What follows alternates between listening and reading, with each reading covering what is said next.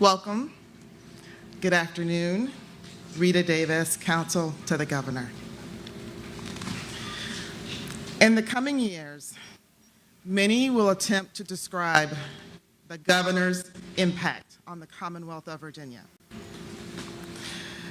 And regardless of where you fall on the political spectrum, we can all agree it has been landscape changing, bold, transformational.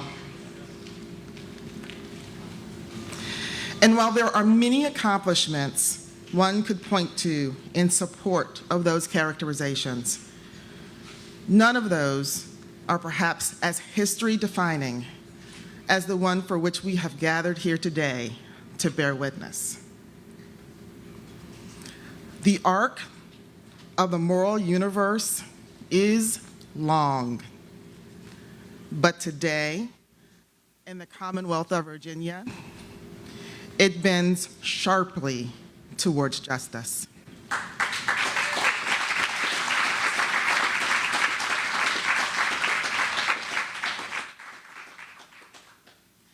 It is my greatest honor to introduce one of the strongest proponents of that pivotal change. Ladies and gentlemen, please welcome His Excellency, the 73rd Governor of Virginia, Ralph S. Northam.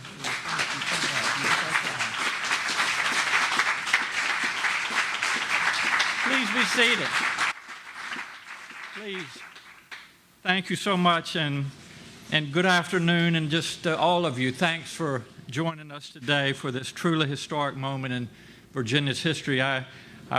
There's so many people to thank, and I just want to acknowledge some, but first of all, starting with our legislators who have done so much great work, especially during my term and as governor, but over the years. Senator Scott Servell, thank you so much for being here today, and thank you for your leadership. Delegate Mike Mullen. Mike, thank you so much.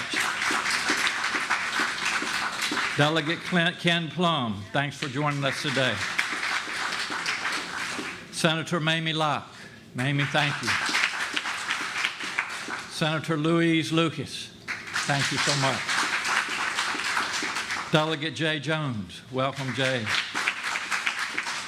And Delegate Charnel Herring, thank you so much for all that you've done. I want to also thank the folks here at Greensville Correctional Center, our director, Harold Scott. Harold, where are you? Thank you so much for your leadership. We are truly blessed in the Commonwealth of Virginia to have you, and so please pass on to your staff how proud we are of all the great work that you do for the Commonwealth of Virginia. Again, to be here at Greensville Correctional Center today, since this has been here since 1991, and this prison, as we all know and have been reminded, has housed Virginia's death chamber. I have just finished a tour, including the execution chamber. I don't know how else to describe it, but other than say that it is a powerful thing to stand in the room where people have been put to death. I know that experience will stay with me for the rest of my life. And it reinforced me that signing this new law is the right thing to do. It is the moral thing to do to end the death penalty in the Commonwealth of Virginia. This is a major change because our Commonwealth has a long history with capital punishment. Over our 400-year history, Virginia has executed more than 1,300 people, more than any other state. For 200 years, those executions happened in downtown Richmond at the old Virginia State Penitentiary on Spring Street. Virginia's history, we have much to be proud of, but not the history of capital punishment. Like many people, when I was young, I believed in an eye for an eye. But as I matured, my mind changed. And when I ran for office, I committed to work on ending the death penalty in Virginia. And as I have learned more about how the death penalty is applied in this country, I can say that the death penalty is fundamentally flawed. Most importantly, we know that the system doesn't always get it right. Let's take the case of Earl Washington Jr. In 1984, Mr. Washington was wrongly convicted of a crime that he didn't commit. His conviction came following a coerced confession and led the jury to sentence him to death. Just a year later, Mr. Washington sat on Virginia's death row with an execution date set. The issues with his case finally got in front of the right people. Just 9 days before his execution would have been carried out. This system was 9 days from executing an innocent man. The lesson here is not that the system worked. The lesson here is that the system did not work. The system allowed an innocent man to be convicted of murder. And while Mr. Washington is the only person we know of rescued from Virginia's death row, can we really, truly be sure that there aren't others?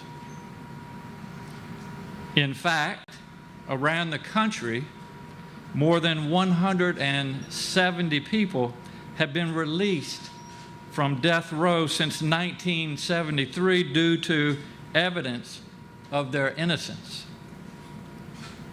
That is simply wrong. We can't give out the ultimate punishment without being 100% sure that we're right. And we can't sentence people to that ultimate punishment knowing that the system doesn't work the same for everyone. Ending the death penalty comes down to one fundamental question, one question. Is it fair for the state to apply this ultimate final punishment? The answer needs to be yes. Fair means that it is applied equally to anyone, no matter who they are. And fair means that we get it right, that the person punished for the crime did the crime. But we all know that the death penalty cannot meet those criteria. So it is not fair.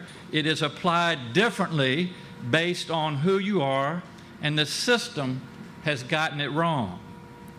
We know that this Commonwealth's use of capital punishment has been inequitable. In the 20th century, 296 of the 377 defendants that Virginia executed for murder were black. I'm going to repeat that. 296 of the 377 defendants that Virginia executed for murder were black. Of the 113 individuals who have been executed in Virginia since 1976, 52 were black. And studies have shown that a defendant is 3 times more likely to be sentenced to death if the victim of a crime is white than if the victim is black. And that is simply wrong. And that is why it is time in this Commonwealth of Virginia to end the death penalty. Virginia has a long and complicated history, like other southern states. The racism and discrimination of our past still echoes in our systems today. And as we continue to step beyond the burden of that past, it is vital that we also change the systems in which inequality continue to fester. We've started by reforming other criminal sentencing laws and other work to pry unjust policies out of the fabric of our criminal justice system. Ending the death penalty is the next vital step in that process.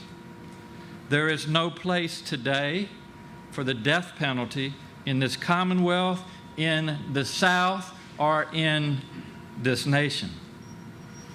The road to this day has been a long one, but one which has been championed by so many who fought tirelessly to do what's right. In a moment, we will hear from Senator Scott Servell and Delegate Mike Mullen, and I sincerely thank them for championing this reform. But first, I want to take a moment to recognize every person and organization that committed themselves to this cause. From the faith leaders to the community leaders to the legal advocates, on behalf of the Commonwealth of Virginia, I want to say thank you. Virginia's criminal justice reform has occurred because of your hard work and that of so many who came before me and who came before us. Today, Virginia becomes the first southern state to end this practice. We join 22 other states in saying the government will not take a life, the government will no longer execute people. Now, make no mistake, if you commit the most serious of crimes, you will be punished. But Virginia can do that without continuing a system that gets it wrong even once, and a system that doesn't work the same for everyone who encounters it. Justice and punishment are not always the same thing. That is too clearly evident in 400 years of the death penalty in Virginia. So today, Virginia takes an important step forward. And again, I thank everyone who has worked so hard to change this law.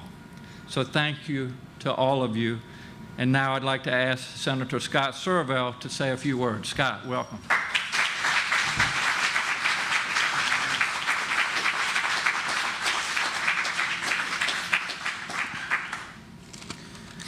Good afternoon, everybody. I would like to start, likewise, before I forget, just to thank a lot of the people who've been with us in this fight, the 12 years I've been fighting it as a state legislator. VADP, Virginians for the Alternatives for the Death Penalty, Michael Stone, their executive director, Virginia Podboy, their new executive director. They've been out there on the front lines of this from day one. The ACLU, Virginia ACLU has been out there helping us beat the drum. The Virginia Catholic Conference, it's been a very potent force from the moral side. They've also had some of their priests make some phone calls to some members that needed some reassurance. And can't tell you how much that has helped. The Virginia Capitol Defender Service, I know one of my JMU classmates, Doug Ramsura, is here, who worked there for 17 years.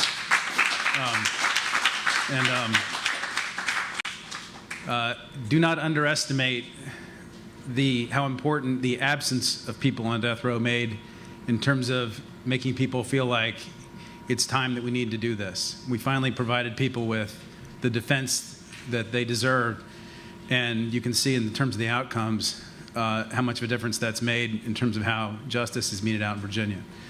And lastly, I just want to say Governor Northam, who without his endorsement, public endorsement, before this session, I think that was pretty important for several members, especially 2 members of my caucus, which I think made a big difference in terms of the vote. But I just want to say, to start off, I went through those doors in July of 1993 when I was a governor's fellow. under Governor Wilder. I'd just gotten out of college, and I became a governor's fellow. It was like an intern that you do with a cabinet level person, but they would take us on these field trips, and one of the places they took us to was here. And I don't think they just brought us here because it was a prison. They wanted us to see a prison. They wanted us to see the death chamber. And back then, we didn't have lethal injection. All we had was the electric chair. And they walked us through. They took us to a geriatric ward. Eventually they took us into the death chamber. And I'm pretty sure the tour was given by Jerry Givens. And the chair was sitting right there in the middle of the room. And I can't tell you the impact it has on you to be in that room, to see that device, to have to think about how many people sat in it, not only in that room, but also in the Richmond Penitentiary. And, I looked at that time, and all I could think of was sort of disgust, revulsion, eventually, reflecting on it, just really sort of dismay and embarrassment about how I felt like my state was operating. And I never thought I'd be back here today doing this, I can tell you that. It definitely motivated me in terms of my personal views. It gave me something to think about and to motivate me as a legislator. But I never dreamed that Virginia would change as fast as it did. When I was first elected in 2009, I was elected about 6 months after Delegate Herring. That first session we served in the 2010 General Assembly, one of the hardest votes we had to take that session was to expand the death penalty. One delegate was carrying the trigger man rule. And I think myself and I think Delegate Herring and about maybe 20 other members voted against that. But about half our caucus voted to expand the death penalty that year. And that's sort of where public opinion was. It's where the parties were at that time. Being against capital punishment was not a popular position in 2010. I remember going into one of my first debates as a candidate that year, being afraid that I was going to get asked that question and worrying about how voters might react if they heard that I was against capital punishment. But I never got the question the entire campaign cycle. But we were in a very different place, even in 2010. And 2014, I heard somebody else from the Capitol Defender Service give a speech about the history of the electric chair, and so I put in a bill to make the electric chair to try and prohibit that in Virginia. And I'm not even going to get into the history of that, but it's a truly sordid one. And of course, that bill didn't go anywhere, but it sent the message, and it got the Virginians for Alternatives, the VADP, more motivated that we could actually maybe start to do something. 2015, we had the lethal injection secrecy rules that we beat back that session. 2016, they ended up passing, so we could continue to use lethal injection, but we fought it.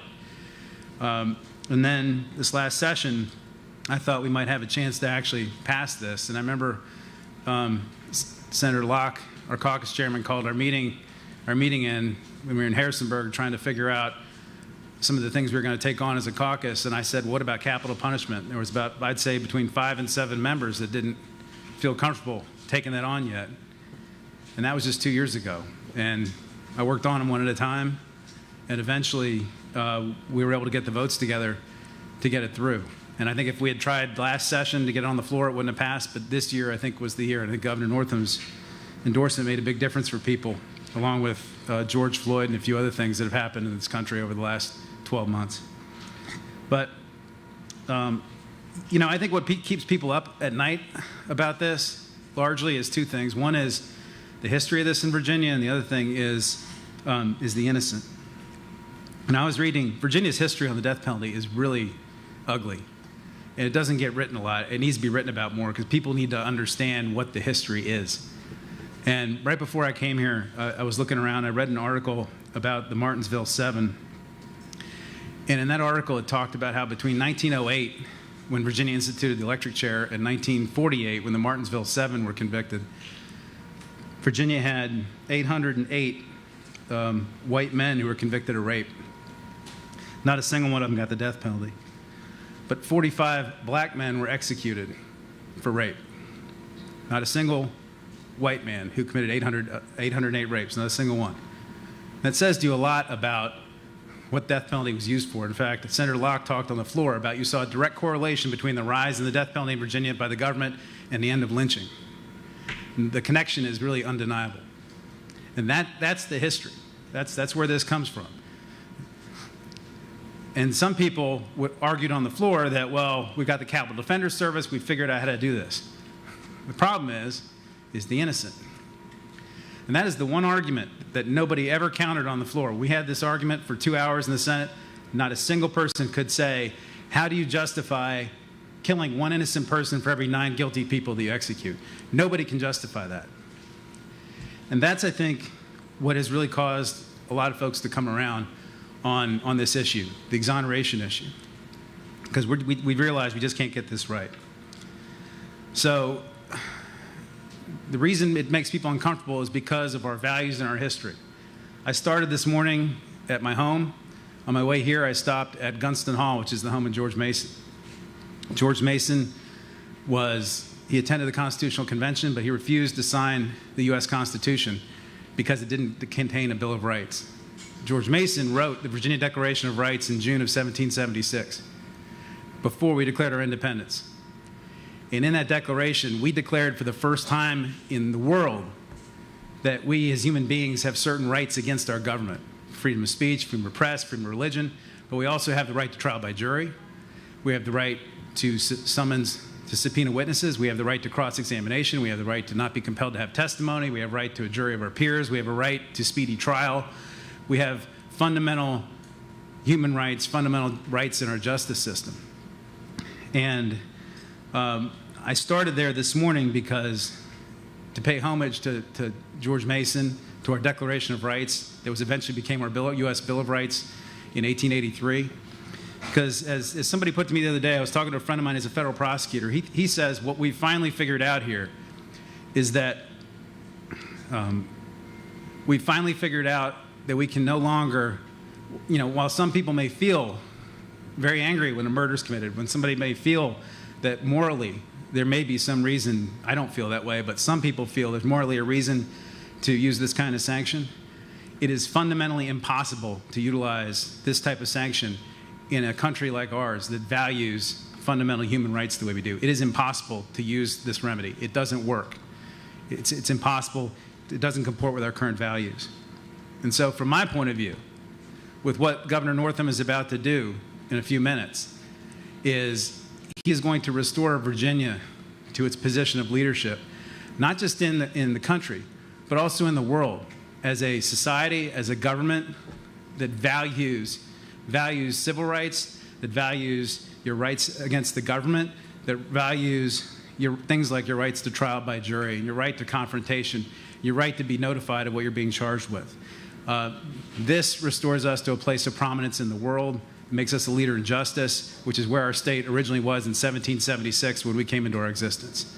And so that's why I'm so proud to be here with the governor, with my co-patron, Delegate Mullen, Delegate Plum, who put in the bill in 1980 to repeal capital punishment. I'm sure he's finally here to see this done after 31 years. It's a very important day for human dignity, for fairness, for justice, and I'm proud to be part of it. Thank you so much.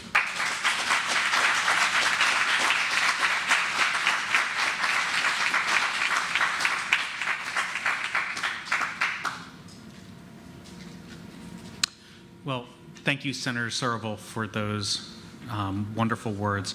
I want to take a moment just to be able to thank everyone here who's spent so much of their time, their energy, and their experience. I want to, in particular, thank Senator Serval.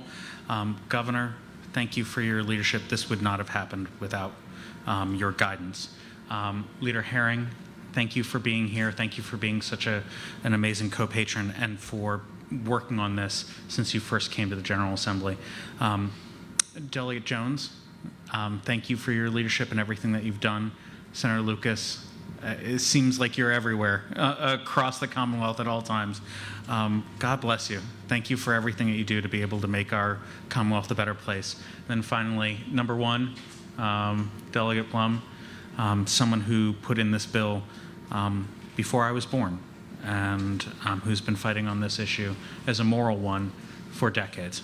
So I guess I don't want to take too much time, but I do want to talk for a moment about the history of this moment. I am honored every day to represent Jamestown Island. And in 1608, Captain George Kendall was the first person executed in the English-speaking New World. And since then, Virginia executed almost 1,400 people. That is more than any other state in the Union. Goodness gracious, that's an ignoble list to be at the top of. And I say that because we've carried out the death penalty in an extraordinarily unfair fashion. We've executed almost 1,400 people, and yet the first time that an African American was the victim and the defendant was white was 1997. 1997. And only 4 times out of almost 1,400 was the defendant white and the victim black. And I say this on my way here today from Williamsburg. I stopped at Old Point Comfort, which many of you are familiar with. It's the space in Hampton where we had the entry of the first enslaved Africans here in the New World come to Virginia. And I was struck by something that Senator Lucas actually spoke about on the floor, about how the death penalty was intrinsically linked to the decline in lynching, and how that this is something that became an institutional action to be able to keep down communities of color. And I think that it's important to recognize that. And finally, I work as a criminal prosecutor. It's been my job the majority of my adult life. I've held hands with victims of murders. I did it this week. I did it last week. And I'll probably do it again next. And I can tell you this, it doesn't bring anybody back. It doesn't bring justice. And all the cries of vengeance that you hear are valid and emotional and painful, but they don't bring people back. That's not justice. And I will say this before I close. I've probably prosecuted, I don't know, 10,000 cases at this point. And every statistic that we've seen is that between 2 and 10% of all verdicts in the country are incorrect. And I've worked my rear end off the entirety of my adult career to make sure that that doesn't happen. But statistically, we have to acknowledge that. And as Senator Searle said, that one question of what you do with the innocent person executed. I don't know what to say to the last person's family who was executed because we wanted vengeance in another case. I don't know how to speak to that.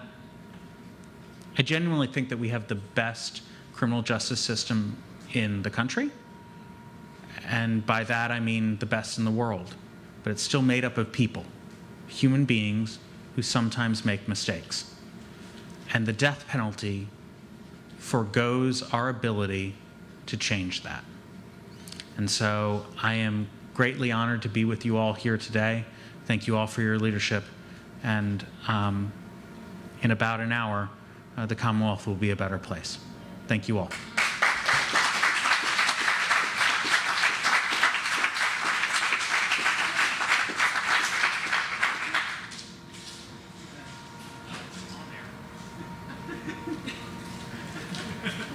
Actually, don't know. And with that, actually, oh, Jane, all right, from Williamsburg, Jane Barnard, who's a friend, a colleague, and an amazing person as well. So thank you very much for being here, Jane. And a constituent. And a constituent. I'm here, even shorter than everybody else, to speak on behalf of Virginians for Alternatives to the Death Penalty. And I'm proud to be able to do that as its board vice president. And I'm sorry that our board president is not able to be here. She just had a baby. It was too far and too complicated. So I am honored to speak in her stead. 30 years ago, in 1991, the Virginia Death Chamber was moved to this site, as the governor mentioned, from Richmond. 101 people were put to death in this facility. 100 men and 1 woman. Later, the same year, 1991, the founders of what is now VADP took their first steps toward ending state-sponsored killing. The steps were slow, the steps were arduous, but our journey at VADP is now over, thanks to many, many people who have supported us in many, many ways over these 30 years. I want to begin by acknowledging the essential role of Marie Deans in founding Virginia's death penalty abolition movement. Her work as a volunteer on death row in the bad old days resulted in the exoneration of Earl Washington. Her work to get attorneys to represent the men on death row saved lives and helped to humanize a brutal, awful environment. She was also a key figure in the creation of this organization. Virginia's faith community was the backbone of the early abolition movement. Religious leaders like Bishop Walter F. Sullivan, Reverend Fletcher Lowe, and many others spoke out publicly in opposition to the death penalty and provided spiritual comfort to those on death row and their family members. Local religious leaders all over the Commonwealth led execution vigils in their communities, and their communities provided crucial funding in the early years of VADP. We had other and have other allies, and I'm glad to see that several of our strongest allies are here, and I want to highlight their presence again. The Virginia Interfaith Center for Public Policy. There you go. The Virginia Catholic Conference. And the Virginia ACLU. Together, we were able to accomplish what none of us could have done alone. Now, it would be impossible to discuss even the possibility of death penalty abolition if it were not for the extraordinary work of the Capital Defense Attorneys. Before and after 2002, we know the General Assembly created the Capital Representational Centers in 2002, and since then, the work and the successes of the attorneys have been remarkable. Attorneys, mitigation specialists, investigators, all have worked together.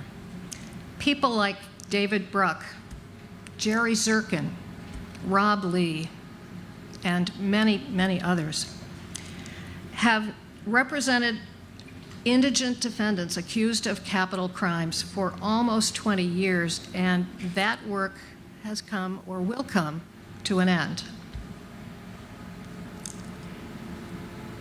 But before we leave those professionals, we should note that they were responsible for a 90% decrease in death sentences during the 20 years they did their work.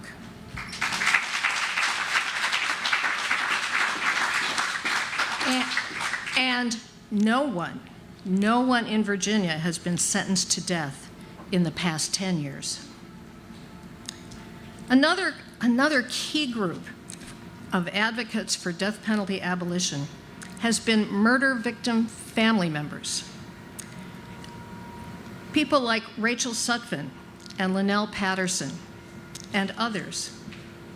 These courageous women and men have shared their intensely personal stories of loved ones lost and gone in order to educate the public, in order to educate members of the General Assembly, in order to let people know that the death penalty often fails victims and their families. Many of these victim advocates became opponents of the death penalty because of their own negative and sometimes traumatic experiences with the criminal justice system that they felt was more interested in retribution than in meeting their personal needs. And the abolition of the death penalty will make it possible to serve more effectively the needs of victims with resources that heretofore have been allocated to expensive trials, expensive appeals. That will now be able to be redirected. And another group that has helped us get where we are at this moment. Powerful floor testimony by legislators themselves who had lost loved ones to homicide helped secure the final votes. All 7 of the murder victim family members who serve in the General Assembly, 7, all 7 of them voted to end capital punishment. And finally, of course, we've heard the story, we know the story. What got us to the finish line were the people who had the votes and the governor who led them. We are very grateful to Senator Surville, to Delegate Mullen. They worked long and hard publicly and privately to move this issue forward, and we are most immensely grateful to Governor Northam, who himself, publicly and behind the scenes, made this outcome possible. This is, as we know, a historic day for Virginia. We are the first Southern state to abolish capital punishment, but we will not be the last.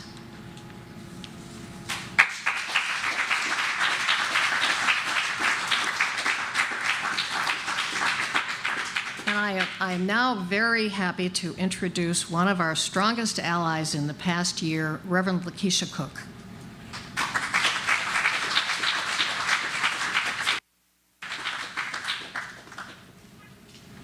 Good afternoon. So Governor Northam, thank you so much for this opportunity to share on this historic afternoon. To Senator Surville, Delegate Mullen, thank you so much for your courageous leadership as you stood on the floor of the House and in the committee meetings and spoke truth to justice. Thank you, Leader Herring. Thank you to all of our legislators, because there is no way we could be here in this moment if it were not for your courage. Today, I stand here representing many people of faith all throughout the Commonwealth of Virginia. Virginia Interfaith was very, very happy to be able to join in officially in this fight for abolition. Today, we turn the page in the history books of this great Commonwealth as we celebrate the end of the death penalty. A decade ago, this pursuit would have seemed impossible, given Virginia's status as a state with the second highest number of modern-day executions in the country. But today, as a result of the leadership of Governor Northam, the courage and hard work of Senator Surville and Delegate Mullen and our legislators, the years of groundwork laid by relentless advocacy groups like VADP, ACLU Virginia, the Virginia Catholic Conference, because of the courage of the victim family members who spoke out in support of abolition of the death penalty. As a result of the amazing faith community who united their voices together, holding lynching site prayer vigils, faith leaders, over 430, who signed a letter of support in favor of abolition because of the many emails and phone calls that were made to our legislators. All of this work has come together and helped bring us to this historical moment. Early death penalty statutes in the Commonwealth reserved the death penalty almost exclusively for Black people. In 1848, a person, whether they were free or enslaved, a Black person, could receive the death penalty for a crime that a white person would only receive 3 or more years in prison for, including murder, arson, treason, assault, and robbery. Executions were later used to punish white people, but for only the crime of murder, while Black people were routinely executed for a wide variety of offenses.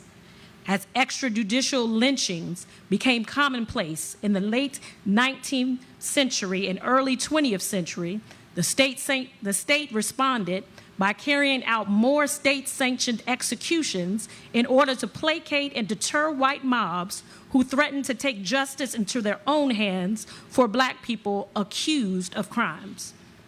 Between 1901 and 1981, nearly 6 times more Black people were executed in Virginia than white people.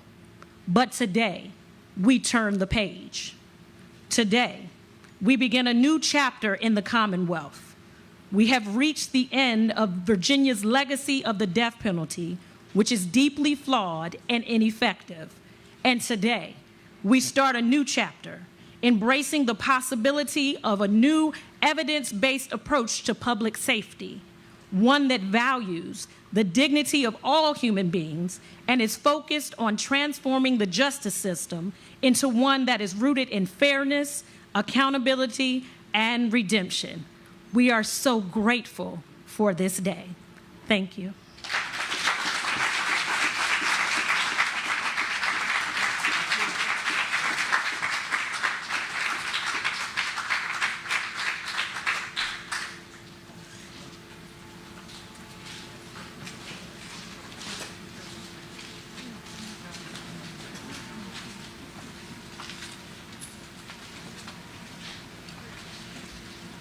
Thank you so much. Appreciate you. You did this for years. You guys got to get in the front. Okay, I'll stand right here with her.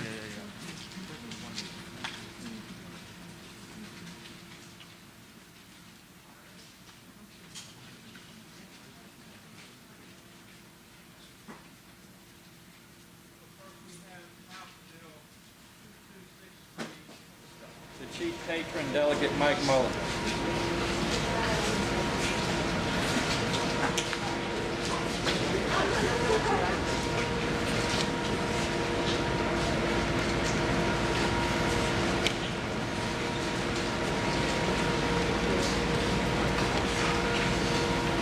Thank you all so much.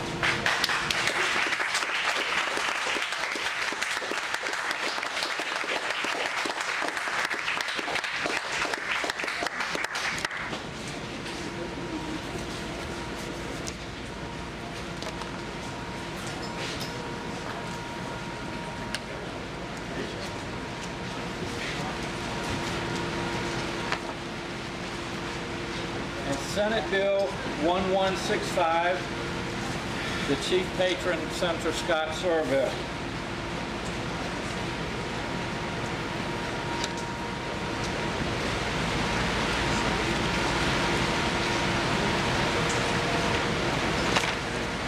Thank you, Scott.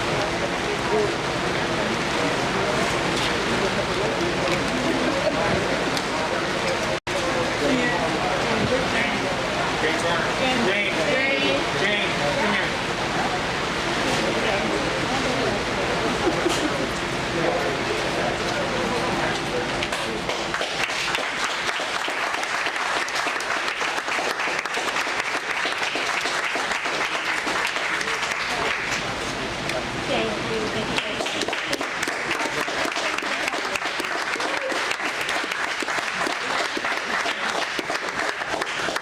Thank you very much. That concludes our program, and thank you for being with us.